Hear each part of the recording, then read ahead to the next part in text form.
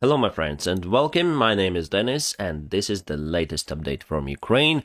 Let's go to the military map. Sorry about my voice for today my friends, I have the allergies, it's kind of severe on ambrosia, or you may call it ragweed. Let's go to Pisky. Pisky was under attack recent day, and Russia has some kind of progress there. If we go to the timeline, you see it was before, and they are now taking these fields to take the Pisky village to this crossroad. Well, as I showed you before, it was the big defense line over here. We also have the secondary ones, but they broke through the first one over here, and now they are attacking from the south. The straight attack was not possible for them, so they suffered a bit. That is why they are using fields now to overtake Pisky from the other side. We'll see how the situation will continue in this village. My prediction that they will finally take this village maybe next week. But Ukrainian forces also got success on the front lines. Well, it's better to say behind the front lines. Here we have Kadivka or Stehanov. It has two of the names. It's in Lugansk region, and there Russia was using a hotel as their military base and command center. So today we fired towards it. The hotel name was Donbass, and it is said that Russia lost around 200 soldiers and officers in that building. As you can see, probably it was a HIMARS attack on that one. How far is it from the front lines? Well, let's put the ruler tool. It's around 56 kilometers from the safe place to fire that from the Ukrainian controlled territory, and could be even further closer to Kramatorsk. So for sure HIMARS was used because we don't have other types of artillery to target that place. And my friends, we have a sponsor for today's video. The sponsor of today's video is Atlas VPN. You may hear that I'm not the native English speaker, and what helps me to improve my English? Honestly, watching the live shows on Netflix. My favorite series to study is Friends, but it's not available in my country, but then I turn on the Atlas VPN. Well, it is now available for me. I also rent my current house with a great discount using Atlas VPN. For example, Booking doesn't have the fixed price and it may vary depends on your country. So by changing your virtual location, you may find the best price. Atlas VPN encrypts your data so it's out of reach by the government, unknown ads or hackers. And yes, believe me, your personal account may be vulnerable, especially when you use the public Wi-Fi. Atlas VPN has the breach monitoring service that helps to prevent the hacking of your devices. So then I see the warning message, I disconnect from the public Wi-Fi. Atlas VPN helps me to access services and websites which are blocked in my country. I know why, but Patreon is one of them. My friends, and now please check out the link below where you can sign up for the 3 years offer for $183 per month, where you can have 83% of discount together with 3 months for free. This limited offer is available with my personal link and it expires next month, my friends, so hurry up to join the club. My friends, sponsorship helps me a lot to support people here in Ukraine, so Atlas VPN, thank you so much for sponsoring this video. Alright, I think one of the hottest topic was the nuclear power plant in Energodar, and today it is confirmed that Russia disconnected the power plant from the electrical supply line which is stated in Ukraine. It means that they probably gonna use this station to supply electrical needs of Crimea and occupied territories and Russia itself.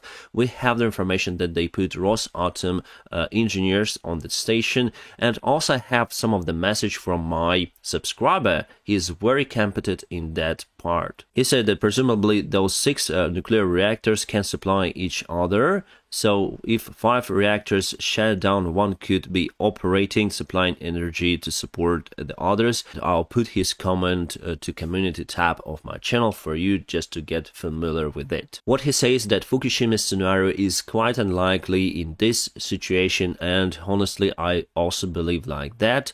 I think that Russia is not that mad to cut all of the electrical supplies and diesel generators to cause the station overheat and explode. I think it's total nonsense for them as well. Let's go to Kherson and Antonovsky Bridge that was put out of service by the HIMARS rocket artillery system, and Russia is building the new DIY bridge. Basically, they are building out of the few ferries, ships that are used to transport stones or sand and they put it very close to Antonovsky Bridge. Antonovsky Bridge now is the shelter or cover for that DIY bridge, so I guess it will be hard to reach that one using HIMARS. It means that Russia is trying to find out the solution for their forces which are trapped on the northern part of Kherson region. And we also have some of the news coming from Belarus, probably the only ally of Moscow these days.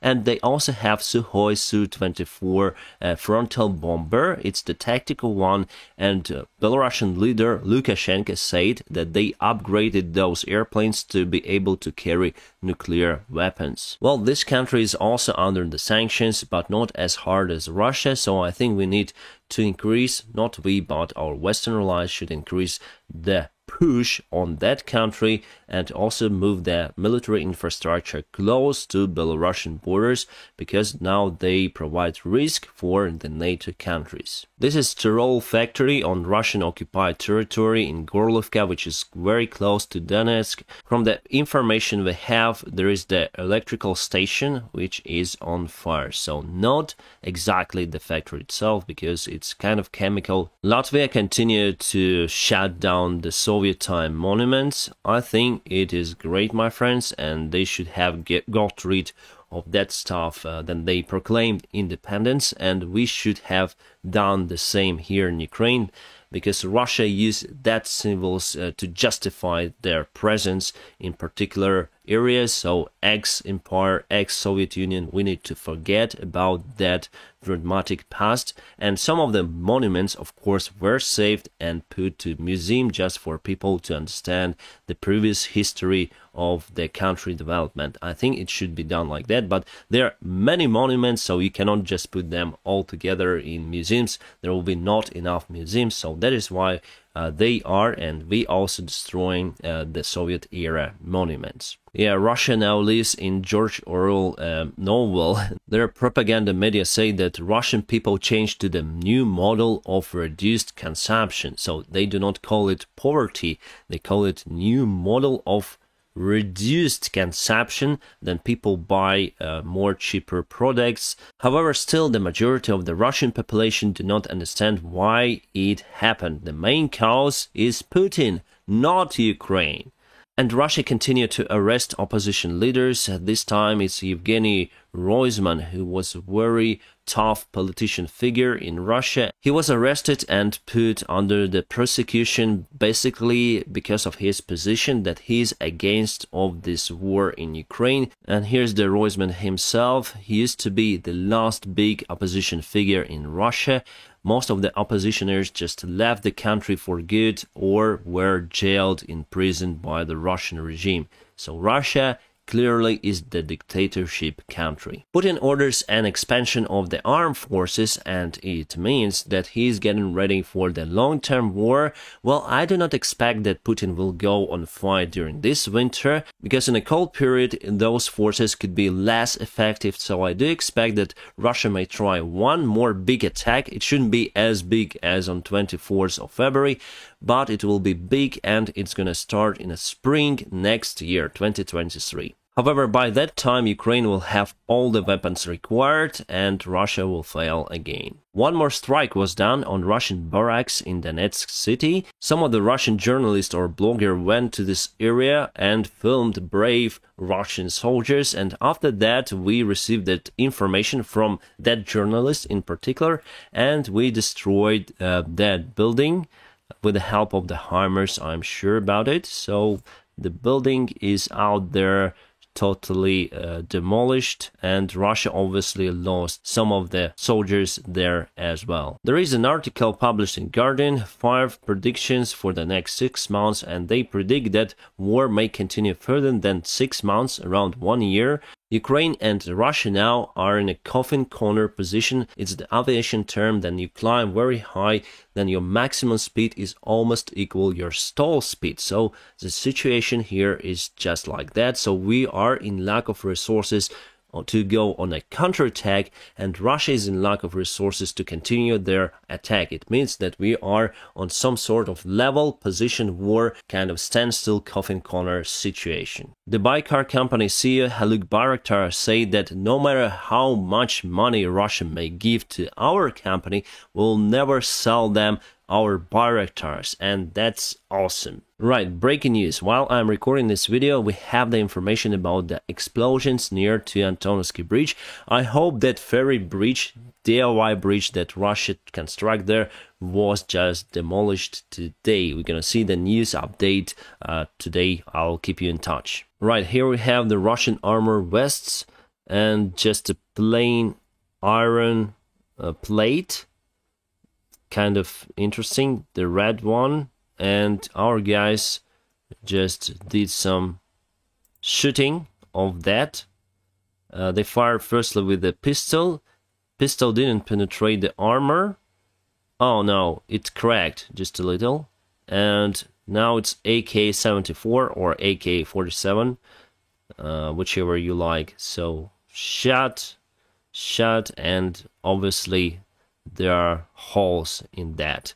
But let's put one on other, and with a single shot you have a double penetration of two of the plates. So that is the armor of Russian soldier. Crazy how Russian army doesn't care about their own people, and how Ukrainian army cares about our personnel. It's total difference. And this is the latest photo of today's attack on Antonovsky Bridge. As you can see, we have the smoke on the other shore of the Dnieper River, and here is the place where Russia is building their DIY bridge. You can see those ferries, and as you see, they are still there.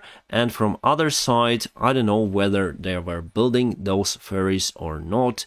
We're gonna see more photos in the future for sure. My friends, I'm gonna keep you updated on situation here in Ukraine, and now please don't forget to check out the link in video description below for the Atlas VPN. That product is really good, and I'm honored that I have this sponsorship on my video. And I wish you a peaceful sky wherever you are. Have a great time.